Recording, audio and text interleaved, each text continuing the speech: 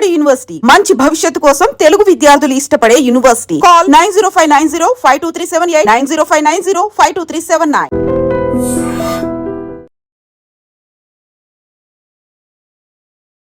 అందరికీ నమస్కారం. నేను Swarupa Potlapalli. Welcome to iDream. ఆదివారం పట్టపగలు నడి రోడ్డు మీద జరిగిన మేడ్చల్ మర్డర్ కేసులో అనేక సంచలన విషయాలు బయటకొచ్చాయి. సొంత తమ్ముడే అన్నను హతమార్చినట్టుగా పోలీసులు వెల్లడించారు.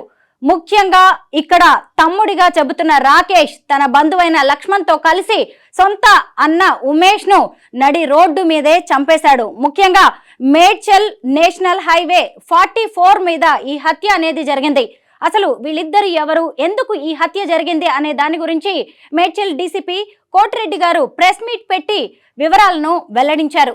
ముఖ్యంగా అసలు వీళ్ళిద్దరు కూడా అన్నదమ్ములు. ఆర్టీసీలో డ్రైవర్గా పనిచేస్తున్న కామారెడ్డి జిల్లా మాచారెడ్డికి చెందిన గన్య కుమారులు. గన్యకి 3 సంతానం. పెద్ద అబ్బాయి ఉమేష్, సెకండ్ అతను రాకేష్, ఇంకొక కూతురు హరిణి. వీళ్ళందరూ కలిసి ఆర్టీసీ కాలనీలో నివాసం ఉంటున్నారు. ఉమేష్ కి ఆల్రెడీ ప్రియాంక అనే ఆమెతో పెళ్ళైంది. వారికి 2 పిల్లలు కూడా ఉన్నారు. అయితే ఈ ఉమేష్ అనే వ్యక్తి కనీసం పెళ్ళయ్యాక పిల్లలు పుట్టాక కూడా ఎలాంటి పని చేయకుండా మద్యానికి బానిసై ఇష్టం వచ్చినట్టుగా వ్యవహరిస్తున్నాడు. ముఖ్యంగా భార్య పిల్లల్ని, తల్లిదండ్రులని, తోడబుట్టిన వాళ్ళని అతను రకరకాలుగా వేధిస్తూ ఉండేవాడు. అంటే ఇంట్లో వాళ్ళనంటే ఎవరైనా సరే అక్కడికి సరిపెట్టుకుంటారు, కొన్నాళ్ళంటే భరిస్తారు. కానీ ఇతని మీద కామారెడ్డి జిల్లాలో 14 వరకు కేసులు ఉన్నాయి. ఈ ఉమేష్ తాగుడికి బానిసై పని పాట లేకుండా ఇంట్లో వాళ్ళని, బయట వాళ్ళని వేధించడమే పనిగా పెట్టుకున్నట్టుగా తెలుస్తోంది. అయితే పలుమార్లు ఇంట్లో వాళ్ళు అతనికి చెప్పడం, నచ్చజెప్పడం అనేది జరిగింది. ఒకవైపు భార్య, పిల్లలు చెబుతూనే ఉన్నారు, తల్లిదండ్రి చెబుతూనే ఉన్నాడు, తోడబుట్టిన వాళ్ళు కూడా చెబుతూనే ఉన్నారు. అయినా ఎన్నేళ్లు గడిచినా ఉమేష్లో మాత్రం మార్పు రాలేదు. వాళ్ళు చెప్పి చెప్పి విసిగిపోయారు. ఆదివారం కూడా అన్నదమ్ముల మధ్య ఇంట్లో గొడవ జరిగింది. ఆ తర్వాత ఇంకా ఎన్ని రోజులు చెప్పినా కానీ ఇతను వినట్లేదు అని చెప్పి రాకేష్ కోపోద్రిక్తుడయ్యాడు. అప్పటికే తన తల్లికి, మిగతా వాళ్ళందరూ కూడా చెప్పడం జరిగింది. ఇతను ఎన్ని రోజులు బతికి ఉన్నా కానీ ఇంకా అసలు ఇతనితో ఏ విధమైన మంచి జరిగేలాగా లేదు కుటుంబానికి. అవసరమైతే ఈ అన్నని చంపేసి వదిన పిల్లల్ని నేనే చూసుకుంటాను అని రాకేష్ పలుమార్లు తన తల్లిదండ్రులతో చెప్పినట్టుగా కూడా తెలుస్తోంది. అయితే ఆదివారం తన అన్న ఇంటి దగ్గరికి ఉమేష్ తన బంధువైన లక్ష్మణ్తో కలిసి వెళ్ళాడు. అలాగే అతనితో పాటు తన ఫ్రెండ్స్ అయిన నవీన్, నరేష్, సురేష్ కూడా ఉన్నారు. వీరందరూ కూడా అన్న అద్దెకు ఉంటున్న ఇంటి దగ్గరికి వెళ్ళారు. అక్కడ అన్నతమ్ముల మధ్య గొడవ జరిగింది. దాంతో ఇంకా అప్పటికే అన్నని ఎలాగైనా చంపేయాలని ప్లాన్తో కత్తులు తీసుకొని వచ్చిన ఈ రాకేష్ ఎవరైతే ఉన్నారో అతను తన బంధువైన లక్ష్మణ్తో కలిసి ఉమేష్ మీద దాడికి పాల్పడ్డాడు. మీరు ఇక్కడ సీసీ కెమెరా విజువల్స్ లో చూస్తూ ఉన్నారు కదా. ఈ ఉమేష్ ఖచ్చితంగా తన అన్న మీద దాడికి, అతన్ని చంపాలనే ఉద్దేశంతోనే అటు ఇటు పరుగులు కూడా పెడుతున్నాడు.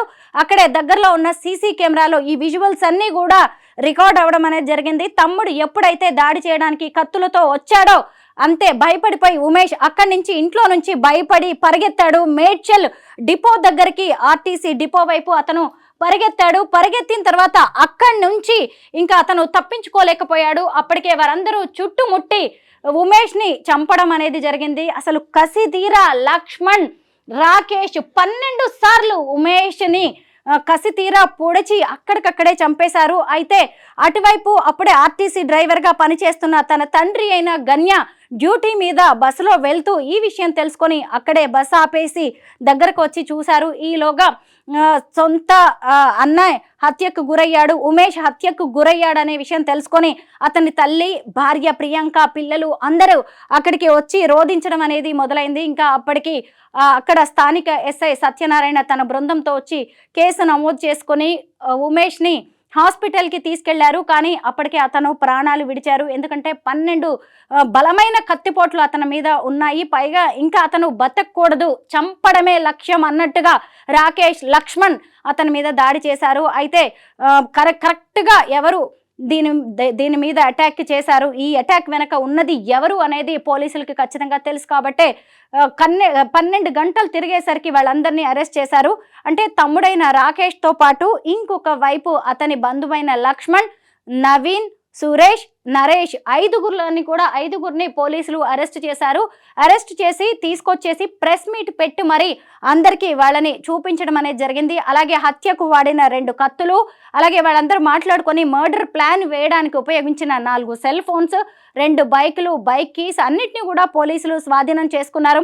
మొత్తానికి పోలీసుల ఇన్వెస్టిగేషన్లో అనేక భయంకరమైన విషయాలైతే బయటకు వచ్చాయి. అన్న తాగుడికి బానిస ఎన్నిసార్లు చెప్పినా కానీ వినకపోవడం వల్లే తాము ఇలా హత్యకు పాల్పడాల్సి వచ్చిందని వాళ్ళు చెబుతున్నారు. మీరు చూసారు కదా, ఇదిగోండి చేతుల్లో కత్తులతో ఎలా తిరుగుతున్నారో అసలు చూస్తుంటేనే అంటే అక్కడ ఏం జరిగి ఉంటుందని మనం ఊహించుకుంటే కూడా చాలా భయంకరంగా అనిపిస్తోంది. ఇదిగోండి పొడిచిన తర్వాత చేతులు మొత్తం తుడుచుకుంటూ ఎలా వస్తున్నారో చూడండి. ఈ హత్యకు పాల్పడిన వాళ్ళందరూ కూడా అక్కడ సీసీ కెమెరాల్లో రికార్డ్ అయిపోయారు. విట్నెస్ కూడా కనిపిస్తూనే ఉన్నారు. అసలు అక్కడ జరిగిన కళ్ళ ముందే అందరూ రోడ్డు మీదే ఉన్నారు. ఆర్టీసీ బస్ డిపో ఏరియా అంటే జనం రద్దీగా ఉండే ప్రాంతం, ఆదివారం. దాంతో అందరూ చూస్తుండగానే ఈ హత్య జరిగింది. పైగా ప్రధాన కారణం ఏంటి అంటే ఉమేష్ ముఖ్యంగా మద్యానికి బానిసై కుటుంబాన్ని వేధించడమే అని చెబుతూ ఉన్నారు. ఎందుకంటే ఈ రాకేష్, అతని చెల్లెలైన హరిణి వీళ్ళిద్దరు చదువుకుంటున్నారు. ఉమేష్కి అయితే పెళ్ళైంది. కుటుంబ భారం, బాధ్యతలు కూడా అతని మీద ఉన్నా కానీ అతను తన లోకంలో తనే ఉంటున్నాడు. దాంతో ఈ హత్యకు పాల్పడాల్సి వచ్చిందని వాళ్ళు పోలీసులకు వెల్లడించడం జరిగింది.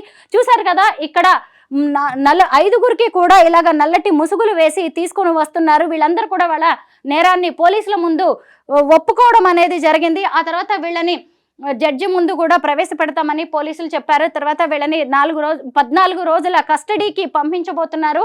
ఇదిగోండి కోటిరెడ్డి గారు ప్రెస్ మీట్ పెట్టి పోలీసులకి, ప్రెస్కి, మిగతా వాళ్ళందరూ కూడా దీనికి సంబంధించిన వివరాలని వెల్లడించారు. అయితే ఇదిగోండి రేపు ఈ హత్య కేసులో ప్రధాన సాక్షులుగా అలాగే ప్రధాన సాక్ష్యాలుగా మారబోతున్నాయి. ఇదిగోండి సెల్ ఫోన్స్, ఈ 4 మర్డర్ ప్లాన్ వేయడానికి ఉపయోగించిన సెల్ ఫోన్స్, హత్య చేయడానికి ఉపయోగించిన కత్తులు, అలాగే అక్కడి నుంచి పారిపోవడానికి ఉపయోగించిన బైకులు, వీటన్నిటిని కూడా పోలీసులు స్వాధీనం చేసుకున్నారు. అయితే ఇంత జరిగిన తర్వాత అక్కడ చూస్తే హతుడు పెద్ద కొడుకు ఉమేష్, హత్య చేసిన నిందితుడు చిన్న కొడుకు రాకేష్. ఇప్పుడు ఆ తల్లిదండ్రుల పరిస్థితి ఎలా ఉంటుందో కూడా మనం అర్థం చేసుకోవచ్చు. అయితే తమ పెద్ద కొడుకు బాధ్యతారాహితంగా తిరిగేవాడు, ఎప్పుడు తాగుబోతుగా మద్యం మత్తులోనే ఉండేవాడని తల్లిదండ్రులు చెప్తున్నాడు. చిన్న కొడుకు రాకేష్ మాత్రం ఎంతో బాధ్యతగా కుటుంబం విషయంలో చక్కగా వ్యవహరించేవాడని తల్లిదండ్రులు చెబుతున్నాడు. ఎన్నిసార్లు చెప్పినా వినకపోవడం వల్ల తమ చిన్న కొడుకు ఈ పనికి పాల్పడ్డాడు అని వాళ్ళు చెప్పుకొస్తున్నారు. అయితే ఇంకొక కోణం కూడా ఇందులో కనిపిస్తుంది. ముఖ్యంగా ఏంటి అంటే అన్నదమ్ముల మధ్య ఆస్తి వివాదాలు కూడా ఉన్నట్టుగా తెలుస్తోంది. ముఖ్యంగా 2 అబ్బాయిలు కాబట్టే ఇంకా ఈ అన్న అనేవాడు ఎలాగో జల్సాలకి బానిసై మద్యానికి బానిసై తిరుగుతున్నాడు కాబట్టి అతన్ని గనక చంపేస్తే ఆ ఆస్తి మొత్తం తనదే అవుతుంది అనే ఉద్దేశంతో కూడా తమ్ముడు రాకేష్ ఈ దారుణానికి ఒడిగట్టినట్టుగా ఇంకొక కథనం వినిపిస్తోంది. కారణాలు ఏమైనా సరే హత్య చేయడం కరెక్ట్ అని ఒక్కరు కూడా ఒప్పుకోరు.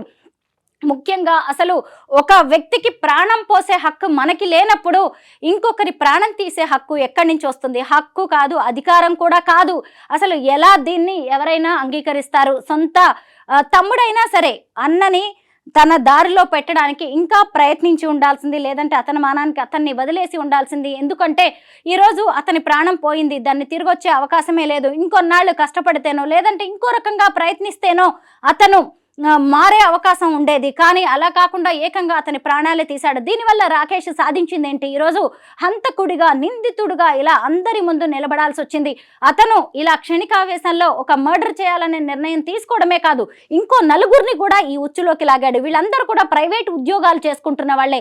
వాళ్ళ కుటుంబాల సంగతి ఏంటి? ఈరోజు హంతకులుగా ఒక వ్యక్తిని, అది కూడా సొంత అన్నని, తోడబుట్టిన అన్నని చంపడానికి ఇలా పథకం వేశారు అంటే రేపు వీళ్ళకి బయటకు వచ్చే అవకాశమే లేదు. ఎందుకంటే ఎక్కడికక్కడ సాక్ష్యాలు కనిపిస్తూనే ఉన్నాయి. వాళ్ళు కూడా నేరాన్ని అంగీకరించడం అనేది మనకి కనిపిస్తూనే ఉంది. దీని ద్వారా తమ్ముడు సాధించిందేంటి? ఆ కుటుంబానికి జరిగిన మంచి ఏంటి? దేనికైనా హత్య అనేది ఎప్పటికీ పరిష్కారం కాదు. ఇప్పుడు వీళ్ళు క్షణికావేశంలో చేసి ఉండొచ్చు, రేపు ఎప్పుడైనా కాసేపు కూర్చున్నప్పుడు ఆ అన్నదమ్ములకి సంబంధించిన ఎన్నో జ్ఞాపకాలు ఉంటాయి, ఎన్నో చిన్నప్పటి నుంచి కలిసి పెరిగిన అనుభవాలు ఎన్నో ఉంటాయి. వాటన్నిటిని గుర్తు చేసుకుంటే అన్నలో ఇన్నాళ్ళు చెడునే చూసిన ఈ తమ్ముడు రాకేష్ ఎప్పుడో ఒకసారి అతనిలో మంచిని కూడా చూసే అవకాశం ఉంది. మరి ఇప్పుడు సరే అన్నని చంపేసి వదిన పిల్లల్ని తాను చూసుకుంటానని తల్లికి మాటిచ్చాడు. మరి అలాంటప్పుడు రేపు తండ్రిని తీసుకురాగలడా? తండ్రి ప్రేమను తీసుకురాగలడా? రేపు వాళ్ళ పిల్లల సంగతి ఏంటి? అతని భార్య సంగతి ఏంటి? సమాజం వారిని ఎలా చూస్తుంది? ఇటు చూస్తే ఒక ఆడ మనిషికి భర్త తోడు లేకుండా పోయింది. ఈరోజు ఒంటరిగా ఆమె ఆ పిల్లల్ని పెంచాల్సిన పరిస్థితి. ఇటు చూస్తే ఆ పిల్లలకి తండ్రి లేని పరిస్థితి. వారి భవిష్యత్ ఎలా ఉంటుంది? రేపు మిగతా చుట్టుపక్కల వారందరూ వారిని ఎలా చూస్తారు? వాళ్ళ నాన్న ఎప్పుడు తాగి తిరుగుతూ ఉండేవాడు, అందుకే సొంత బాబాయే చంపేశాడు, వీళ్ళది ఇలా ఈ చరిత్ర అనుకుంటూ రేపు ఆ పిల్లల మీద, వారి భవిష్యత్ మీద ఇదంతా ఎంత ముద్ర పడే అవకాశం ఉంది? ఎవరైనా దీని గురించి అసలు ఆలోచించారా అంటే అంత దూరం ఎవరు ఆలోచించినట్టుగా మాత్రం కనిపించట్లేదు.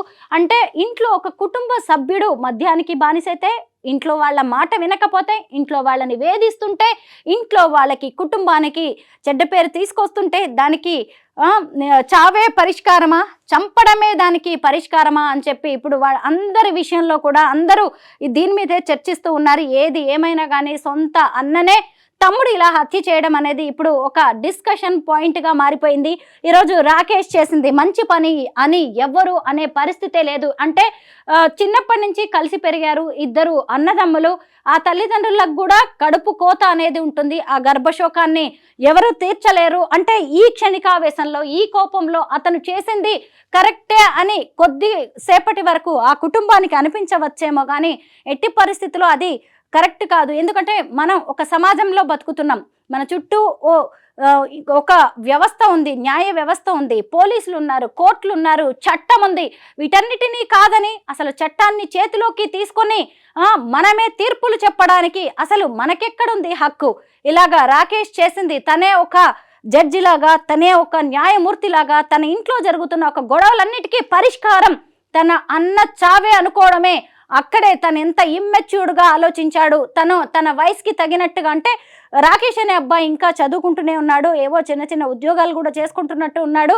అంటే అన్న చేస్తున్నది తప్పు అని తను అనుకున్నప్పుడు మరి ఇప్పుడు ఈరోజు రాకేష్ చేసింది ఇంకెంత పెద్ద నేరం?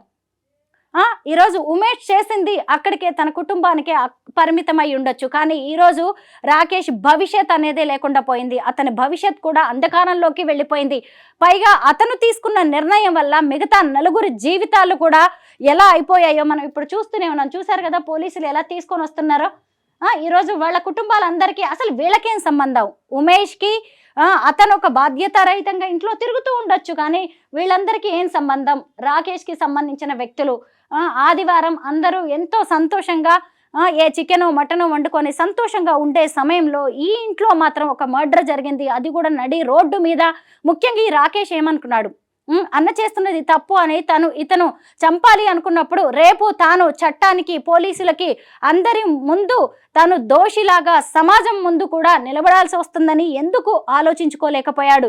దీని ద్వారా తాను సాధించేదేంటి, తన కుటుంబానికి ఇచ్చేది ఏంటి అని ఎందుకు ఆలోచించుకోలేకపోయాడు? ఇవన్నీ ఆలోచించాడు, కానీ తాను అంత తొందరగా పోలీసులకు దొరుకుతాను అనుకున్నట్టు లేడు.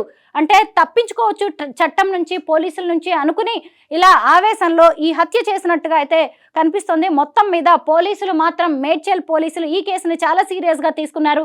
ఇలాంటి ఘటనలు ఇంకెక్కడ జరిగినా కానీ వెంటనే తమ దృష్టికి తీసుకురావాలని, అలాగే డయల్ 100కి పోలీసులకు వెంటనే కాల్ చేయాలని చెప్పి డీసీపీ గారు విలేకరుల సమావేశంలో చెప్పారు. నిజమే కదా, మన చుట్టూ ఉన్న మనుషులు అందరం కూడా ఇలాంటివి జరుగుతున్నప్పుడు ఖచ్చితంగా బాధ్యతగా వ్యవహరించాల్సి ఉంటుంది. ఎందుకు అంటే ఇప్పుడు ఈ ఇద్దరు వ్యక్తులు కత్తులతో దాడి చేస్తూ పరిగెత్తిస్తూ ఉన్నారు. మనం సీసీ కెమెరా విజువల్స్లో కూడా చూస్తూ ఉన్నాం. అవతల వెళ్ళే వ్యక్తి ప్రాణ భయంతో, ఇంకా ప్రాణ తీపితో ఎంత పరుగులు తీసి ఉంటాడు.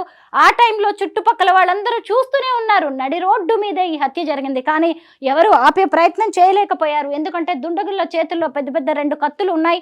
ఒకవేళ మన దగ్గరికి, మన మీదికి వస్తే మనం ఏం చేయగలం? మన ప్రాణాలు కాపాడుకోవడమే ముఖ్యం అన్నట్టుగా అందరూ చుట్టుపక్కల వాళ్ళు ప్రేక్షకుల్లా నిలబడి అదంతా చూస్తూనే ఉన్నారు తప్ప ఎవరు ఆపే ప్రయత్నం కూడా చేయలేదు.